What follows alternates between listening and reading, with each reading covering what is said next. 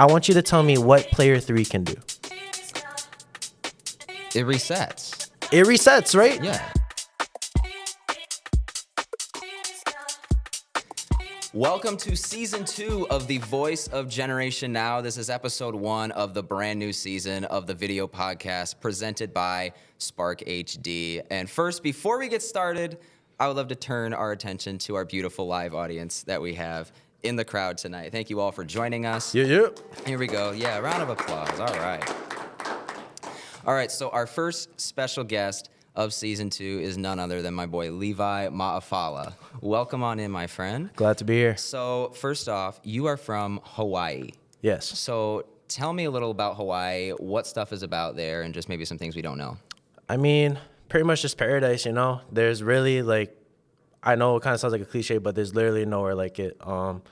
The kids are always at the beach, skip school sometimes to go to the beach. Half of my life, my shirt wasn't even on. You know, it never gets below 60. Take out the trash with no shoes. That's something I had to learn fast, that it's not normal to take out the trash with no shoes on. But I'm slowly learning about the mainland life. But honestly, homesick is really big. I kind of find myself getting homesick a lot of times. Like, even if it's not just the weather, but like sometimes like I would hang out with like my roommates' families, and then just like the camaraderie of family can even just like hit a little bit deep sometimes. So miss you family, if you're watching. They probably are. They always trying to see what I'm doing these days. So that's so cool. Family's the best. One thing, is it just like it is in like the cartoons and the movies, like Hawaii? Is it just like you described paradise? Certain parts, yeah. I think no, I don't ride a dolphin to school every day. I don't have a pet dolphin. That's usually the big one. I don't live in a hut, but my island is Oahu, like the main island. So that's kind of more, I hate to say civilized, but, you know, we have the buildings, we have, you know, schools, private schools, you know what I mean? Not really huts and, you know, walking to school every day. So, yeah. Awesome. So how the heck did you end up in Bourbonnais, Illinois, out of all places? Well, actually, I was born in Hawaii, of course, and then I moved around a couple of spots because my dad was a football player and a football coach. So my dad played at Cal Berkeley. After I was born, my mom went to Notre Dame. So we were in South Bend in Indiana at the time, and that's where my sister Lene was born. And then my dad coached for the Louisville Cardinals, D1 football, and then after he was coach at a small D2 school in West Virginia, and then we moved back home. So I kind of have a little bit understanding of the mainland, if that makes sense, understanding-wise. But senior year, kind of decided that I wanted to play football, not just go to college for academics and stuff. So started reaching out to coaches. Coaches started reaching out to me, and the rest was history, yeah. Bob Harmon was a really big recruiter for Olivet, for people or kids in Hawaii to go play football here. I gotcha. How long did it take for you to adjust to the cold weather here? Oh, I'm still not adjusted. I don't even have a winter jacket right now. Oh, wow. I'm using my friend's Michigan State jacket right now, Go Green. So, yeah. All right. So speaking of football, and we're going to dive a little more into that. So tell me a little about your football journey, maybe through like high school and beyond then, and maybe up till now. Man, that's kind of where it starts. Or honestly, where it starts is being on the sideline for my dad. I would say I was like 1 or 2 whenever my dad's senior year at Cal was. So I was always in the stands. And honestly, growing up, I didn't want to be like a player. Like, I didn't want to be like Peyton Manning. I didn't want to be like Demaryius Thomas. I want to be just like my dad. So that's cool. So growing up, my parents actually didn't let me play tackle football until middle school. Still don't understand that, but my dad claims that he wasn't going to force me to play football, but he was going to let me gradually, you know, love it, like it, and that's what happened. So started playing tackle football in middle school. Actually started off as a quarterback, and then through high school, we were kind of running low at receiver, so that's kind of when I made the transition. So kind of started late at receiver, but, you know, I wouldn't trade it for a thing. Just trying to help my dad out, you know what I mean? Awesome. So obviously you're a receiver on the football team. Yes, sir. At Olivet. Tell me some memories that you have, maybe like a special moment that you have playing here for the Tigers. Playing here for the Tigers, well, kind of ties into Hawaii and football. So I kind of came with a lot of my classmates, actually. So we kind of built that, we kind of built those memories and connections during high school, on and off the field. And honestly, I got to play with one of my best friends, Blaze. He doesn't go here. He's actually playing football at UH right now. Wow. But it was so cool, you know. We were lining up at receiver back in high school, and then we were doing the same exact thing in college. So, but some memories. Honestly, we actually had some pretty big wins this year. We beat Concordia, Michigan. Our head coach actually used to coach there, so that was really big. But Revenge game. yeah, revenge game. So other than that, honestly, it's just all the locker room stuff. You know, can't really disclose that, but you know what goes on off the field and just all the connections that I get to make, especially with the seniors that like I can't play with right now because they're graduating. So honestly, just not taking those moments for granted. No, it's real. So speaking of football, you are a Denver Broncos fan. Oh, So how did you end up? Obviously, you're from Hawaii. There's no Go like, Broncos. Yeah. there's no like NFL teams in Hawaii. Yeah. How did you end up with the Broncos? Like, what made you decide to cheer for them? so as far as Hawaii, yeah, you're right. It's a complete free for all unless people kind of tend towards the West Coast teams. But actually, I started watching football when I was living in West Virginia. I want to say it's 2011, and all the friends on my lunch table, you know, were talking about football, but I wasn't really into it yet. So I went home, typed in best football team in the NFL, and the Denver Broncos showed up. So big fan of the Broncos, been a fan since. It's been a tough 10 years or so, but I can proudly say that I saw my team win a championship. I don't know how many teams, or I don't know how many people get to say that. I sure can't. I don't know Ethan's raising his hand up, but the Bucks. But yeah, Yeah. but it's pretty cool. And then my favorite number is 18 because of Peyton Manning. So Oh, there you go. yeah, go Broncos. That checks out. God bless Bo Nix. Yeah, okay, I'm done. True I'm done. that. I'm done. Okay, so one big thing that you've gotten to do here, last semester, you got to be a part of Tonight at Olivet. You are a TV video Yes. concentration here. So Tonight at Olivet, maybe tell the audience, maybe if they don't know what that is, a little about it. Yeah, I'm pretty sure like no one knows what this is, and it's kind of sad because like it's a really cool thing that Prof B does.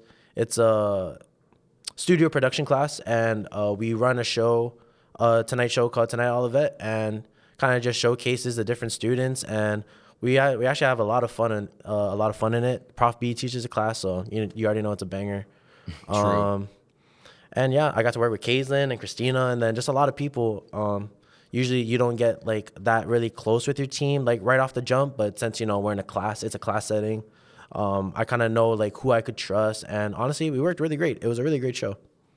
So when you guys did like actual shows, what were some roles that you had? Because correct me if I'm wrong, did you guys like switch roles like each show? That was the original plan, but I had to miss some classes for some stuff going back home. So kind of every single time we had that class, I was always the director. But that's what I wanted to do. That's kind of what my major is, and that's kind of what my future plan is. Kind of just bossing people around. But honestly, just trying to get the picture that's in my head, try and explain it towards people, and trying to tell them as nicely as possible like what to do and in order to achieve that. Did you have maybe like a favorite show you guys did this semester? Man, honestly, just anytime I could rip Hunter. Hunter was... We were always in opposite rooms. I'm pretty sure Prof B did that on purpose because they didn't want us together. But there was one Halloween costume. I tried to tell Hunter to get a Halloween costume, but he just refused. He was too cool for school. But I actually wore my roommate's Bluey costume. But then Hunter didn't bring one. And then Prof B the whole entire time was warning us that if you don't bring a costume to class, then he'll bring one for you. And then Hunter had to wear the clown costume, and that was the best day of my life. That's funny. The whole He's a entire clown time. for not dressing up. That's why, yeah, exactly. So. He's a clown. So that's pretty fitting. Let's see. Last thing. So going back to football, kind of going on order here. Is there? I can't help it. I'm a football geek. Is there a receiver that maybe you like model your game after? Maybe. Man, honestly, it's just all the humble guys. Some guys that can come up is Cooper Kupp. I really love Julian Edelman's story. He was a special teams guy. He would get ripped all the time, but he turned out to be a Super Bowl MVP, Tom Brady's favorite target. So just all the guys that weren't bigger than the team. I feel like, these days there's so many diva receivers that always want the ball. Kind of they put themselves above the team, but you gotta love the guys that would do whatever it takes to get the win. And honestly, they're playing for the team and not for themselves. So anybody like that. It's a good mindset to have. Before we turn to the audience, you told me you have a question for me. Owen, I have a burning question for you. Okay, so are you familiar with the game Horse? Yes. Or Pig? Yes. Or any type of rendition of that game? I am. Okay, Owen, I'm going to give you a scenario of the rules, okay? So player one, okay? Okay, so imagine you're playing with 3 people, or three plus, okay? Player one makes the shot, okay? He draws a free throw, okay? So player one draws a free throw. Yeah. Player two misses the free throw, okay? I want you to tell me what player 3 can do. It resets. It resets, right? Yeah. Player 3 can Player shoot from... three can shoot from anywhere. I feel like... Handshake? Is that not like Here, man. common sense? I thought so. Who in the audience thinks otherwise? Wow. Mackenzie, Johnstone. Really? Do you actually think that? I'm surprised. Is this like... I thought that's kind of like common sense, you know? Christina, are you in our favor or the minority's favor? Our favor? Our favor. Kaitlyn, are you familiar with the game? Oh, okay. so No, that's fine. Okay. Chippy chips? Chippy chips. Okay, we're good. All right. Well, that's fun. So now we're going to turn it to the audience for them to ask any sort of question they might please. So if you want to come up to the microphone here and ask Levi anything, go for it. Whenever you are ready. You don't need to raise your hand. All right. There we go. Okay. What do you miss most about home? I was expecting that. I was expecting something not serious, but probably my dad. My dad really is my best friend. I mean, I have so many best friends, but as far as someone that I can rely on, even if it's just like the Venmo of $20, you know, which rarely happens, but you know, love your dad. But even just the advice that my dad gives me, he really is a man of Christ, and I love to model myself after that. And even just talking ball, I said before, that's the player who I wanted to be, and kind of when I grew up, I kind of realized that that's also the man that I want to be. So, love you, Dad. It's awesome. Anyone else have a question? Don't be shy. Come on. Come on. Any burning There questions? you Hey. go. Oh, we got 2. We got a battle. Let's start the line. Battle for it. Uh-oh.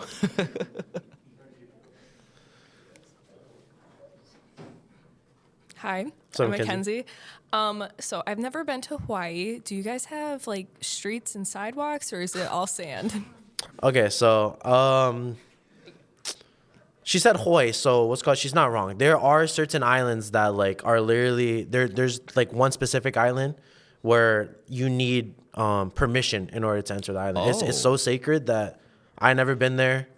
Like I know like probably a handful of people that are like are allowed to go there. So I mean, she said Hawaii, so she's not wrong. But as far as my island, we have sidewalks, we have dogs, we have a Taco Bell. So can't say that for every island, but yeah, as far as my island, yeah. It's cool. Yeah, go for it. You gotta get this guy on the show. I don't know if you guys are recruiting, but yeah. So I actually have 2 questions for you. All right. So aside from obviously your family and your friends, what is the one thing that you love most about being home? And then my second question is, what is the one thing you love most about being here? Man. Okay, so get rid of all the sippy sappy stuff. I miss the food, man. Luddy's not cutting it, so that didn't help me when I was coming here, but I try to do my best. I feel like my friends actually really enjoy some of the food that I try to make or that I bring. So, but yeah, the food, the candy, the juice, miss it all, man. Yeah, Luddy didn't do me any favors. So, but what do I enjoy being here? Met my girlfriend here, so it's always a joy coming back here. It's probably one of the only things I look forward to. So, coming back here. But honestly, the boys, man, you know. These guys are my brothers, you know, going to be a part of my wedding, and kind of just crazy how, like, you would think coming out of high school, you're like, oh, man, I'm never going to get out of touch with my high school friends. Like, these are my guys. Like, in high school, you're thinking that, and I'm already starting to forget some of my friends' names. So, but, yeah, these guys, there's a difference between going to school with guys and living with guys. And these guys are amazing, man. They help me out like more than they know. I know I don't really show it, but there have been some times where like I counted on these guys and these guys didn't stray away. So love you guys for real. Awesome. Love that. So, yeah, you came home with me 2 weeks or the past 2 spring breaks, and the number one thing you wanted to do go cow tipping. Man. Like, what's the draw with cow tipping? for you? Guys, Like, you don't understand. I actually did something with Life at Olivet. They were like, "What is your side quest for this semester?" I said cow tipping, and they didn't include it. So I don't know if there's. Oh, they didn't include it in the video? They didn't include it. Oh. So bro. honestly, there's already like this conspiracy about cow tipping that I have now. Because I try to talk to anybody about it, and then I swear it was a thing as a kid, but now like no one knows about it. But I mean, what I think with cow tipping is a cow sleeping, right? And then a cow sleeps standing up, correct? Yeah. And then you just tip over the cow. Don't you think that's so fun? But the obsession was Hawaii. Growing up, we don't really have cows, or like you got to go far away, so that's not really like a staple of Hawaii. And then cars, the classic, the tractors. They're all so I wanted to do that myself, but I guess that's not a thing. And then now I look dumb every time I say it. But one day we'll go cow tipping for my bachelor party. We'll go cow tipping. There you go. All right. Great question. All right, so obviously you're from Hawaii, and I've been there a couple times, and there's not squirrels or deer there. So what was your first reaction seeing a squirrel or a deer? Oh, Great question. It was insane. Honestly, like I want to jump to a possum. That was insane. I'm pretty sure I saw my first. I mean, of course, I lived in West Virginia, all that, but like I didn't really have like, like the awe of seeing a possum. But I saw a possum for the first time, and I was in awe. It was like acting dead. I guess it does that, right? And then it just chills in trash cans over here, which is kind. Yeah. There was like this huge one outside of Luddy, but as far as squirrels are pretty. They're pretty fascinating, bro. Yeah. To the point where like, are they real? I don't know, man. I know people eat squirrel, and then if you do, you're weird. Okay, but- yeah, that's pretty weird. It's kind of weird, right? That's But, pretty weird. But squirrels and deer. Oh, deer was a big one. Deer's pretty cool. Deers are dope. Deers are sick. I never eat them, but like deers are dope. don't Bucks, bro. Yeah, I don't think many people eat. Do people eat deer? Is that a thing? That's a thing? Really? Okay. Have you guys ever? Alex, what? It tastes like chicken? Really? Interesting. Would you ever try it? Probably not. To be fair, no. Does anyone else have a question?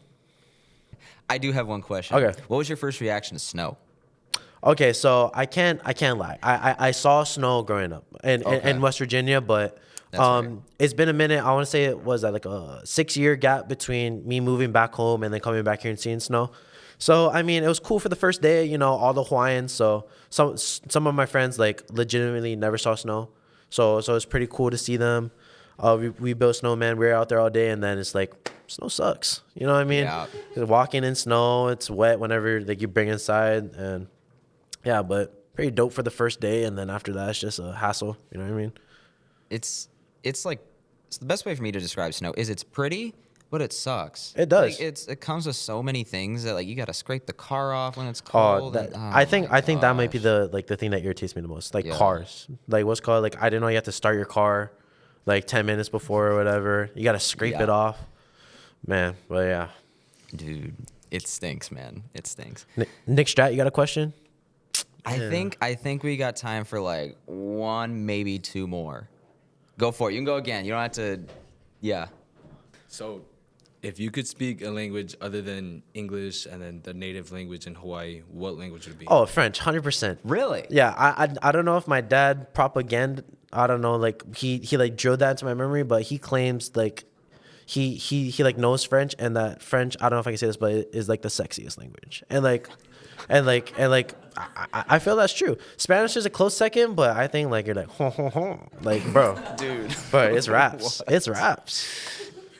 Bro. City of Love, yeah. All right. Baguette, That was just drop baguette. yeah, baguette. Bro, like, so do you want to take a trip to France? I no? mean, after Kayslin's audio production project, Oh. do you remember that? Yeah, I might was have pretty to. legendary. It was insane. That was pretty legendary. Yeah, the opposite of mine, but All right, and with that, we have had. Wow, that was an episode. Yeah. Thank you, Levi. Thank you for coming on, my man. hey, Perchance Thank you for podcast. I need to be on Shout out there. the Perchance podcast. It's been an honor. All right, with that, I just had a huge brain fart. Not gonna lie. All right, thank you all for watching / listening to the first episode of season 2 of The Voice of Generation Now. Levi, once again, thank you for tuning in.